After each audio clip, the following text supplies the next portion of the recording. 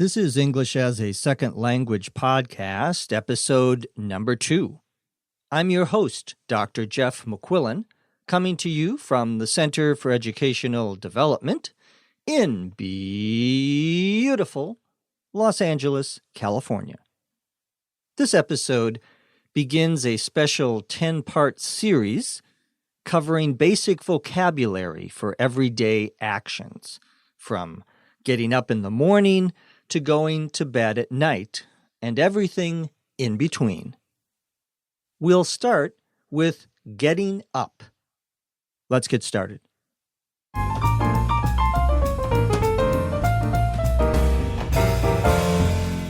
The worst part of the day for me is definitely when I have to get up. Waking up, that I can handle. But getting up, that I hate. The covers I have on my bed are heavy, mostly because I have a comforter as well as a light blanket.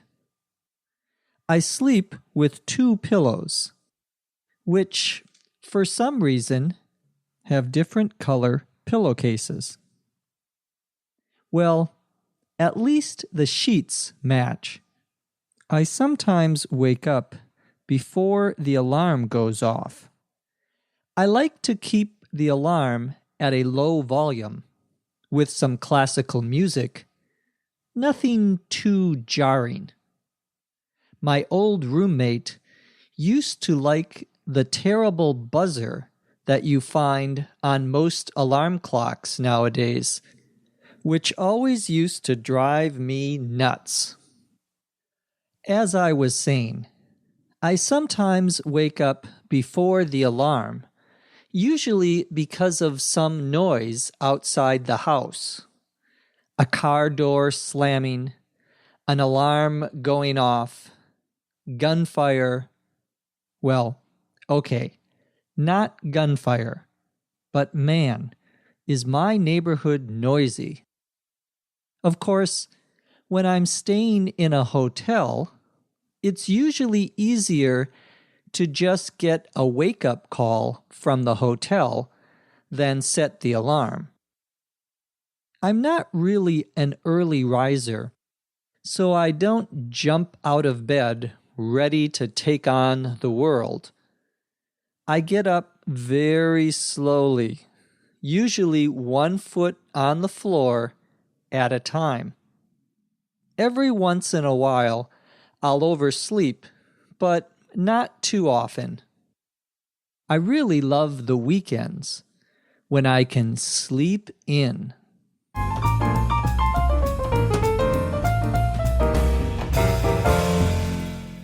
Our story begins by me describing how much I do not like getting up. To get up means to get out of your bed, to stand up after you have been lying down on a bed. I say that the worst part of my day is when I have to get up. Waking up, that I can handle. To wake up, W-A-K-E-U-P, 2 words, means that you are sleeping and you stop sleeping, and now you are awake. The verb is to wake up. So you can wake up while you are in bed, and then you get up. You stand up after lying down. I said that waking up is something I can handle. To handle, H-A-N-D-L-E, here means to be able to control, something that I can manage, something that I can accept. It's not a problem. Another expression would be something I can deal with. To deal, D-E-A-L, with something is the same in this case as to be able to handle something. I say that getting up is something that I hate.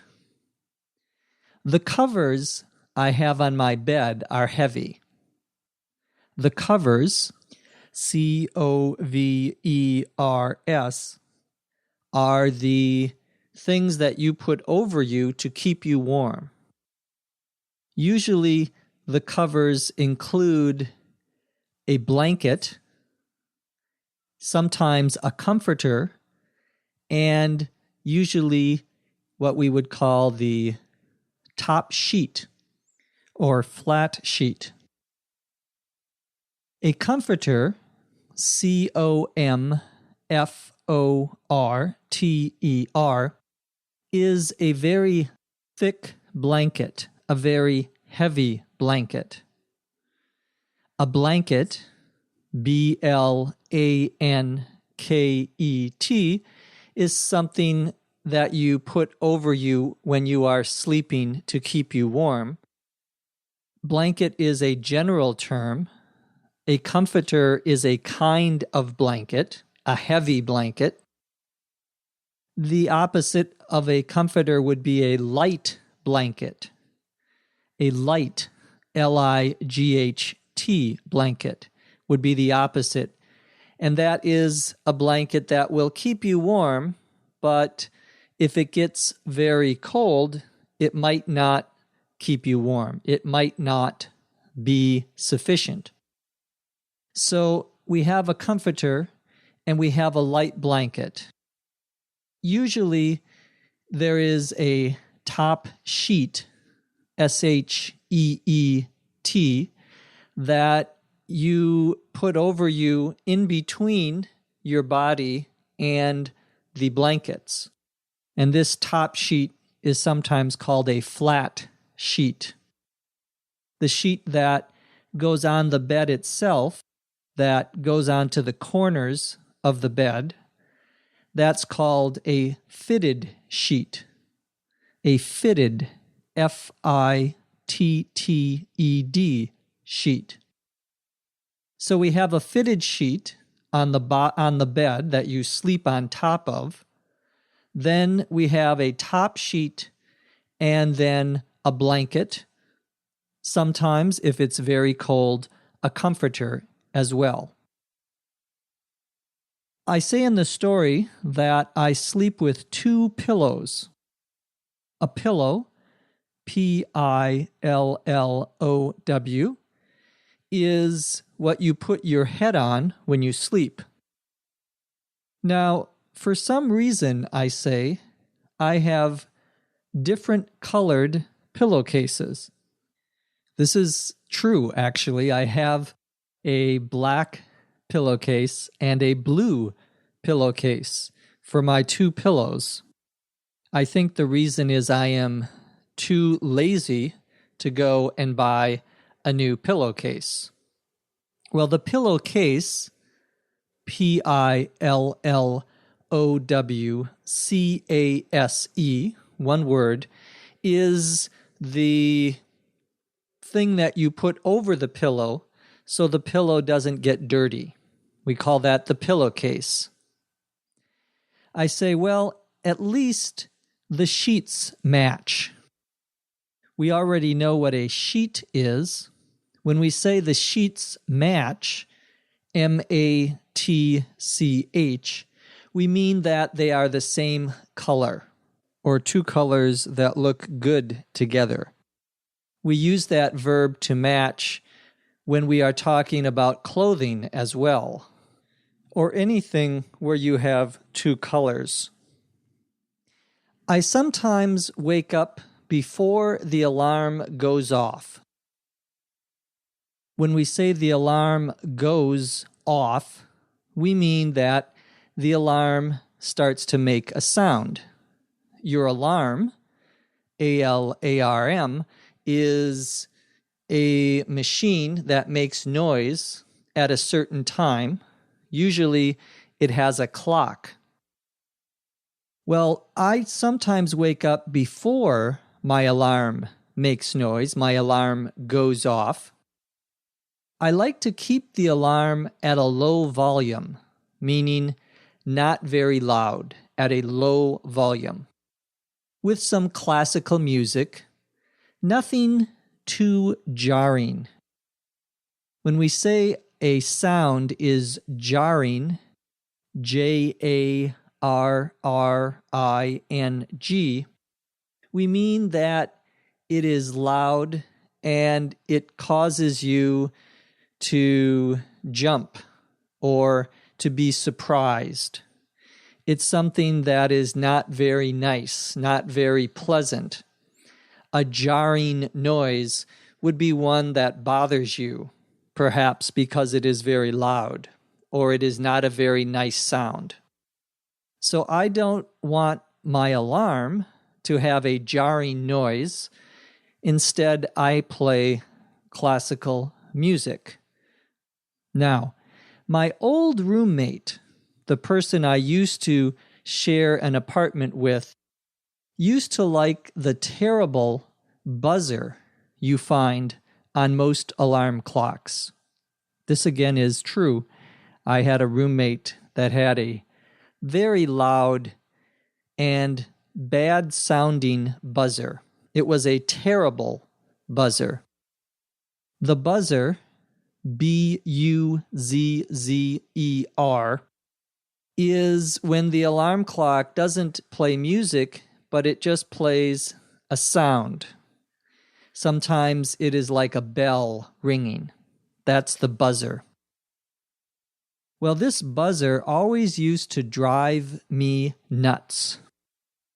To drive someone nuts, N-U-T-S, means to drive them crazy, to make them crazy, to make them go crazy. I continue the story by saying, as I was saying, we use that expression, as I was saying, when we are talking about one thing, then we start talking about a second thing, and now we want to go back and talk about the first thing again.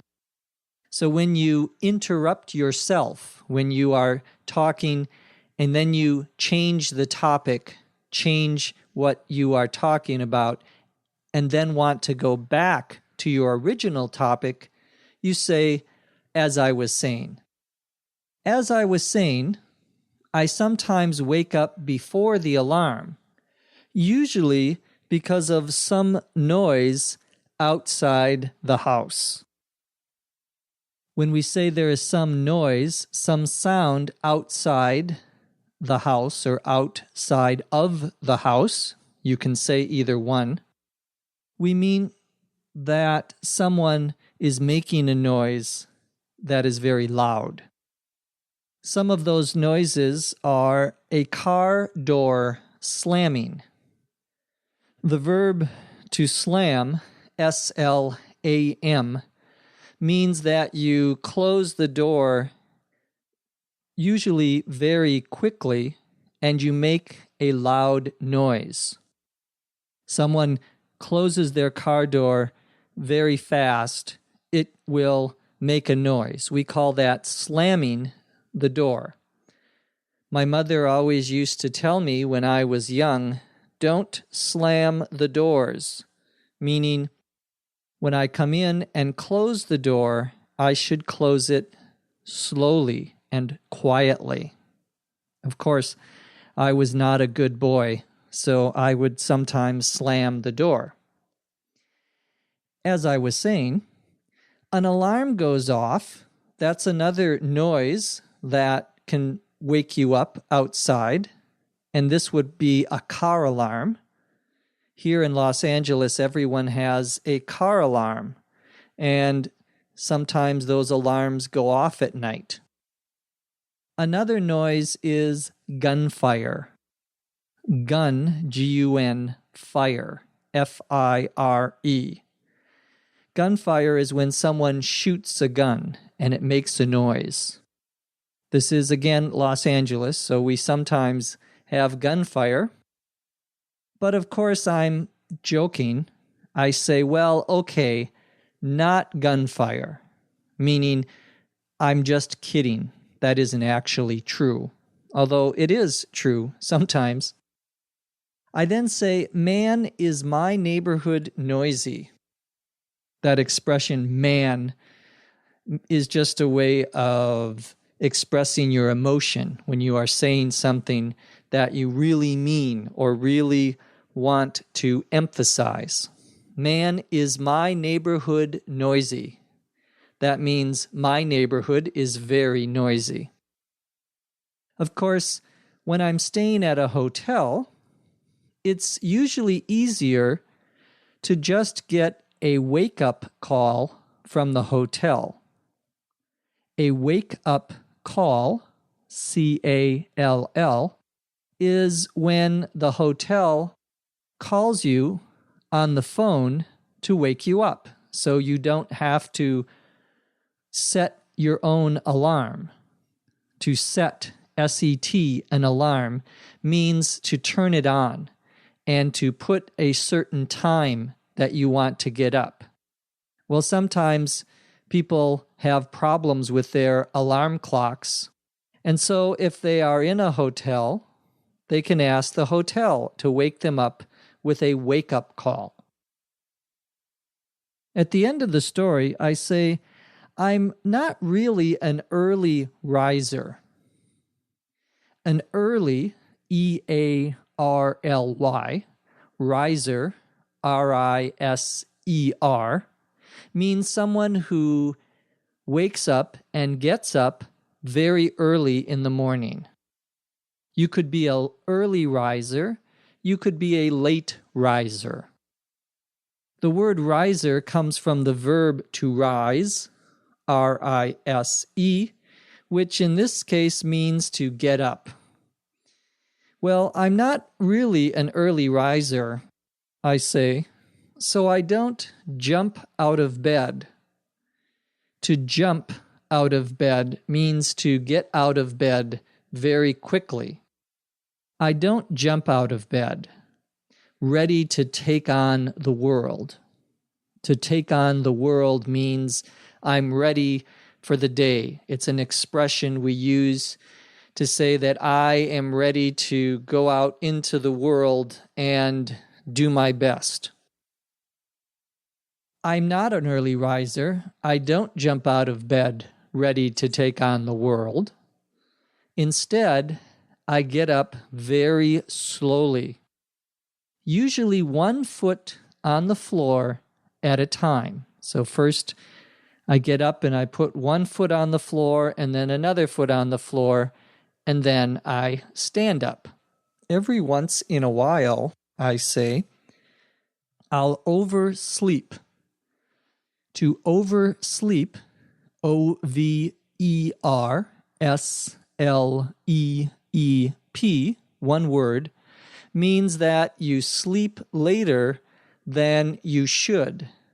For example, you are wanting to get up at 7 o'clock in the morning, and you sleep until 7:30. You don't realize that you are sleeping too late. We call that oversleeping. To oversleep means you sleep longer than you wanted to. At the end of the story, I say I really love the weekends, Fridays and Saturdays, when I can sleep in. To sleep in means that you don't get up at your normal time. You sleep longer than you normally do. So if you normally get up at 7 on Saturday or Sunday, if you don't work, you may sleep in until 9 a.m. Now let's listen to the story, this time at a native rate of speech.